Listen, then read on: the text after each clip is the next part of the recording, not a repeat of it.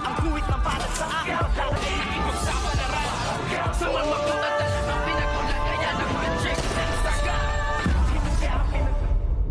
Good morning and welcome sa aking munting channel. Galit na galit nga itong si Aling Beng or si Olga nang tumawag ang kanyang tauhan at sabihin nga na nakatakasan sila ni Aling Marites, at dito nga ay galit na galit siya at sinabi nga niya dito na ang tatanga nyo, isang hamak na tindera lamang at naiisang babae ay natakasan kayo, at nasabi nga dito na merong mga taong tumulong nga dito kay Aling Marites, kung kaya't ngayon ay halos nalagas ang lahat nga ng tauhan nito ngang si Olga. At ngayon ay nasabi ni Olga na hindi siya papayag na hindi muling mapa sa kamay niya itong si Aling Marites, at siya raw ang kikitil lang buhay nito para lalong maghirap ang kalooban nitong ang si Tanggol katulad niya ngayon na naghihirap.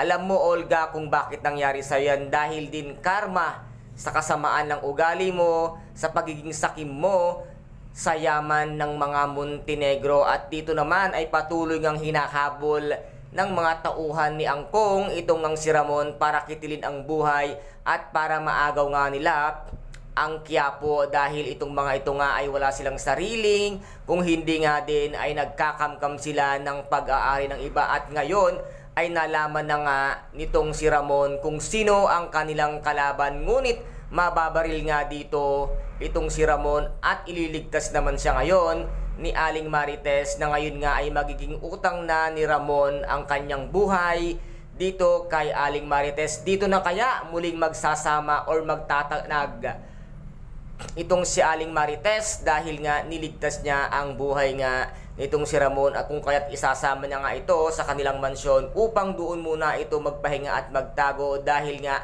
may taong nais na pumatay ng kanyang buhay. At dito naman ay magtatagpo ang landas nitong si Marites at si Aling Beng, na ngayon nga ay magtataka na ng husto itong si Aling Marites. Kaya guys, ito po ang ating pakaabangan dito nga sa tinaguriang pambansang teleserye FPJ ang Batang Quiapo. At kung nagustuhan po ninyo ang aking videos for today, paki-subscribe na lamang po ng aking channel, paki-like and share para maging update kayo sa lahat ng gagawin kong videos. Maraming salamat po. Ingat, God bless and bye-bye!